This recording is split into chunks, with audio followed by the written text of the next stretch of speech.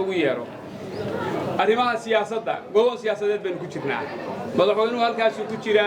go'doon siyaasadeed buu ku jira ummadda Soomaaliyeed iyo siyaasadeedii meel buu kaga xiran yahay waxa hadda layr ooga baxay Somaliland oo aad ka warhaysaan inay yihiin go'doon diiday Soomaalinimadii iyo midnimadii shir jaraa'id oo qabtay wuxuu ku yiri waxaan ku tixgelinaynaa rabitaankooda waxa weeye ummadda reer Puntland in la kala gooyo madaxweynaha halkaas waxa ooga baxay hadda war ooga baxay oo go'doonka siyaasadeed wuxuu la galay Somaliland buu la galay iyadoo halka ay marayso madaxweynuhu wuxuu leeyahay shir baan waxaan ku qabanayaa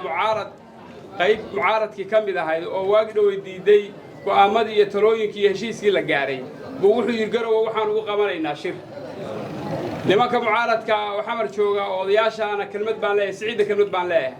nimanka waxaan leeyahay odayaasha waxaad ka imaanaysaan xamar oo madaxweynaha inta dhalishaan uu dhaliisha qaatay waxaad ka imaanaysaan iyadoo oo shir aad la fariisateen oo qodobadii dastuurka uu ka noqday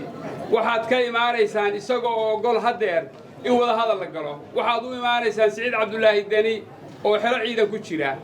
oo 35 qof ku dilay dastuurkii Puntland oo wali aan laga wada hadlin Siciid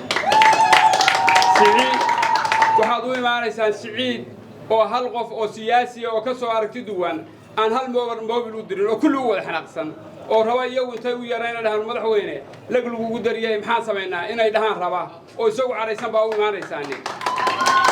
haddii aad dimuqraadiyad rabtaan Soomaalinimo rabtaan midnimo rabtaan ciddii markaas rabta wada hadal iyo Soomaalinimo baa loo yimaadaaye nin meel ku xiran looma yimaado Siciid waxaan leeyahay hadda xaaladda dalku halka marayo aad mucaarad garow keentid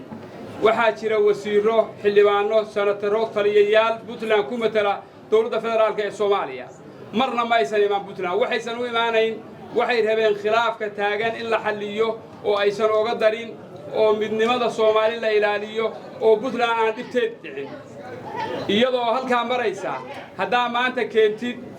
mucaarad hadda keentid waxa imaanaya dhammaan madaxda aan idin sheegay baa imaanaysa wadanka imaanayaan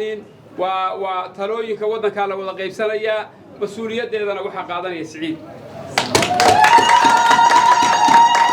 gabagabada warkaygu wuxuu noqonayaa ismada Puntland inay isu yimaadaan hordhac baan ahay siyaasiyiinta kale waa imaanayaan dalka taladiisa loo imaanaya Puntland cusub siday noqonayso iyo marxaladaheeda ayaa loo imaanaya